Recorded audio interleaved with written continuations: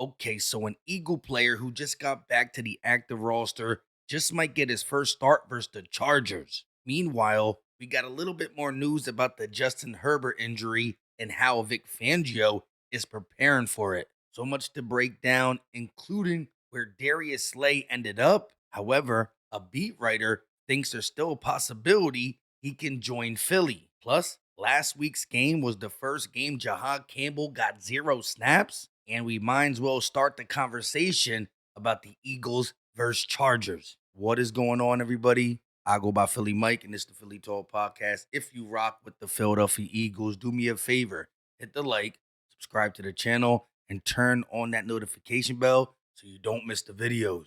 So yesterday, for the handful of people who didn't watch the full video, the sneaky good roster move and or he's back wasn't for Big Play Slay. It was for Marcus Epps. And if you're wondering, how was that even a sneaky good move?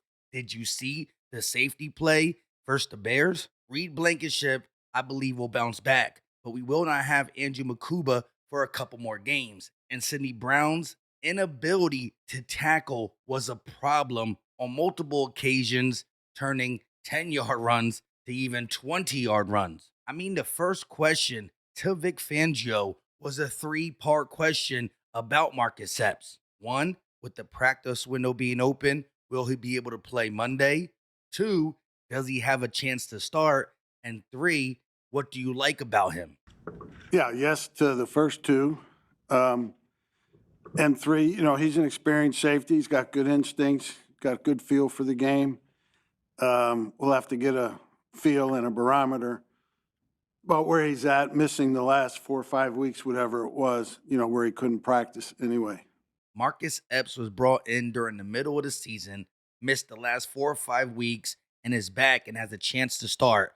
I think that means we need safety help. So I'm absolutely happy he's back. And I do believe it's a sneaky good roster move due to what is going on at the safety position. Now, granted, I talked about Slay first, and I did want him back to the Eagles.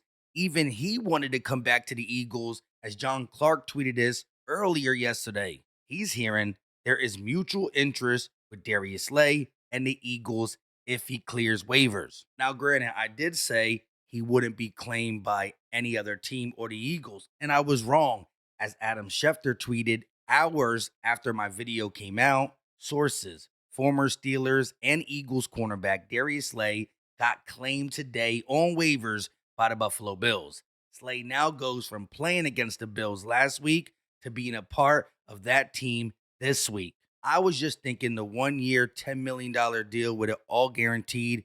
Wasn't sure what any team that claimed him would have to pay. But guess what? The Bills claimed him, and they were one spot ahead of the Eagles, and we wanted them too. Not just to sign, but to claim. As Ian Rappaport tweeted this after the fact. A near reunion.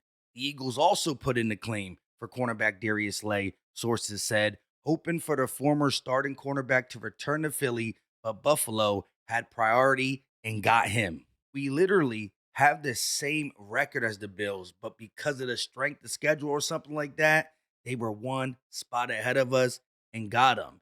Now, I'm not saying this is true facts, but Jeff McClain said something interesting after a fan said, is there a chance Slay refuses to play with them, meaning the Bills, and they put him back on waivers? And Jeff McClain said, believe there's a possibility. With that being said, I ain't going to be the one to tell you we still got a good chance. The Bills claimed them, but you never know in today's NFL with all the holdouts, the drama, like players have a lot of leverage. I will say Jennifer Slay and Slay himself talking to Janky Rondo, they really wanted to come to Philly.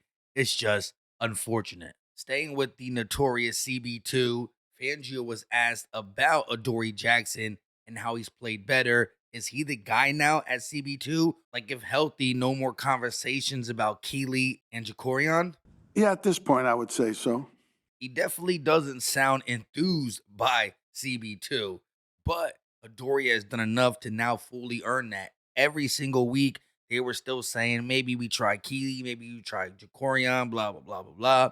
Adoree's a guy, and that low-key scares me because how he's played throughout the season. But more importantly, he's been in and out, in and out, in and out. And I just wonder why Jacorian Bennett can't get on the field. As for more on the defense bouncing back, we don't know if we're preparing for a Justin Herbert led Chargers or the backup. Fangio was asked about how he's preparing with this thing lingering around. Yeah, we'll have to prepare for both quarterbacks. Probably knowing that if Herbert plays, he'll be in the pistol a lot and in the gun. But yeah, we'll have to be ready for both. So he's going to prepare for both, and I respect it. The latest from Adam Schefter was Chargers head coach Jim Harbaugh told reporters that his quarterback Justin Herbert, who underwent surgery on a broken bone in his left hand Monday, will not practice today, even if he will be on the field for a walkthrough. The Chargers are not ready to say whether Herbert will be able to play Monday night versus the Eagles. Then a little later in the day, Herbert spoke, and this is what he said via a Chargers beat writer. He said he had a plate and multiple screws put in his hand during surgery, said the fracture was successfully stabilized on playing Monday night. Herbert said, "That's the plan, is to prepare as if I'm going to play." Like I said, if he plays, we can't let a one-handed Herbert beat us. Simple and plain, although it's in his left hand, not his throwing hand. But we also got to be prepared for the run game.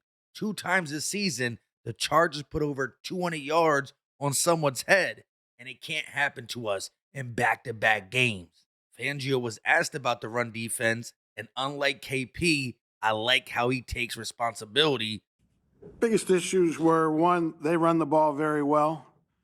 I didn't do a good enough job of preparing our squad for the quality and the diversity of their run game.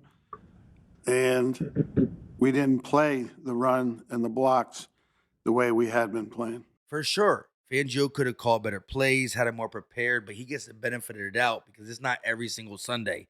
And we saw a lot of missed tackles, a lot of gap discipline thrown out the window. So it's going to be very important that the defense responds, starting with the run game, and then whoever's there, whether it's Herbert or the backup, make them beat us in the back end, which I don't think they could do.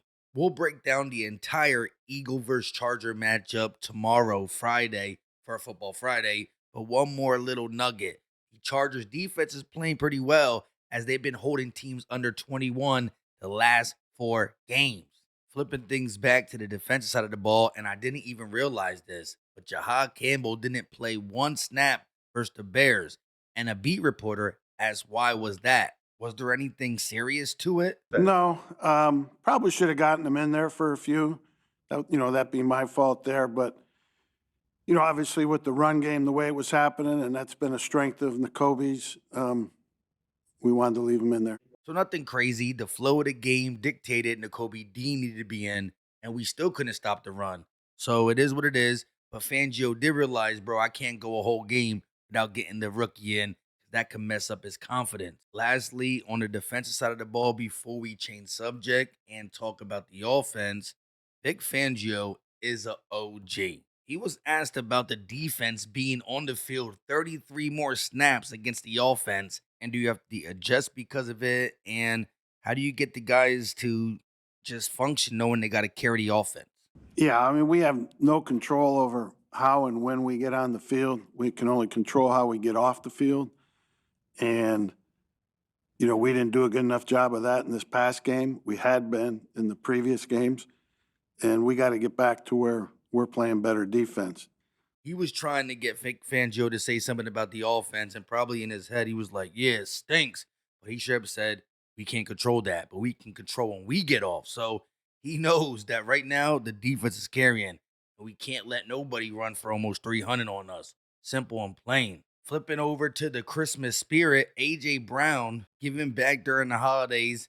Listen to what was said and A.J.'s reaction.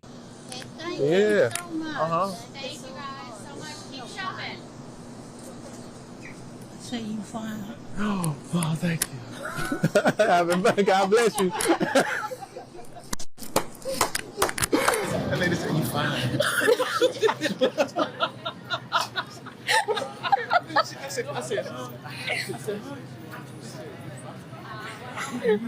AJ Brown was blushing. Of course, she's probably got AJ on her bucket list. I'm just kidding. At the end of the day, it's always good to see AJ Brown smiling and giving back to the city. Lastly, I'm not going to really go over X and O's or listen to KP because he really didn't say much that he hasn't said before in his presser. But when asked about the egging of the house, and I actually did like what he said there as it pertains to he really wants to win, but I just think he's over his head a little bit.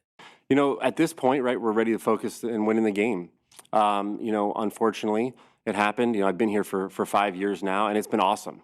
I mean, this is such a unique place to coach and play. It's very special. We've been to, two NFC Championship games. We've won at Lincoln Financial, a Super Bowl. The parade is it's an amazing atmosphere to be a coach and a player. And as coaches and players, we all know that part of our job is to handle criticism. And so it's perfectly acceptable to sit up here and talk about what's going on, how to fix it, what we're going to do going forward, and we know that. But when it involves your family, obviously crosses the line. And so that happened. And at this point, we just got to move on. We're trying to win. That's all we want to do is focus. Whether it's my family, whether it's the team, all we're trying to do together is focus on this week. We've got a long week, which has been good to have an extra day of preparation and go out to LA and beat the Chargers. Being in that chair, how have you learned to deal with the criticism that comes with it? When you first start coaching, it's always there, right? And as you start to develop your career and you move up and you move up and you move up, you got to learn from people. Nick does a great job with all of us as coaches, just preparing us for these kind of moments and different mentors you have. And so, the pressure's there, but we all accept it because we ultimately want to be at the highest part of our coaching career and continue to working through that. And this is part of it. It's a challenge, but it makes it fun. And when you look back on it, you hope that you have more good than bad memories. And when you go through the process like this, it defines you as a person in your career, but not as an individual, not as your family. So I think when you look at the big picture, it's just a piece of who we all are as coaches, who I am, who my family is. And ultimately, it's fun. It's a great career that we're in. We get to do something that very few people get to do. I mean, we're one of 32. I am, Nick is, we all are. So in the world, and when you look at it that way, we're very fortunate, and it's exciting. There's nothing better than winning a game in our stadium. There's nothing better than going on the road, winning a game in front of all these Eagle fans. And so it's very unique and it's fun. I don't condone it, but I'm still on the fire Kevin Patullo bandwagon. That being said, I'm not going to play the clip, but he did address the whole Nick Foles saying he should go in the booth. Said he hasn't done it since 2011 with the Buffalo Bills. So I don't know what Nick Foles was really talking about. Maybe he did it more in his career, but for the last couple of years, he's been on the ground. He likes being on the ground. And I kind of thought about that and me remembering the high five of Nick Sirianni last year in the Super Bowl. So it is what it is. I still like the X and O way Nick Foles talks about it, and we'll see what happens. With all that being said, I go by Philly Mike. This is the Philly Talk Podcast. Hit the like, subscribe to the channel, turn on the notification bell so you don't miss the videos. Philly Strong in the comment section. Sorry I didn't answer many comments yesterday. I was crazy busy, and I saw all the people talking trash, but I did say what I said in the early part of the video. If not, you don't gotta watch, but the real ones always come through. Love y'all. Until next time, you know what time it is. We out.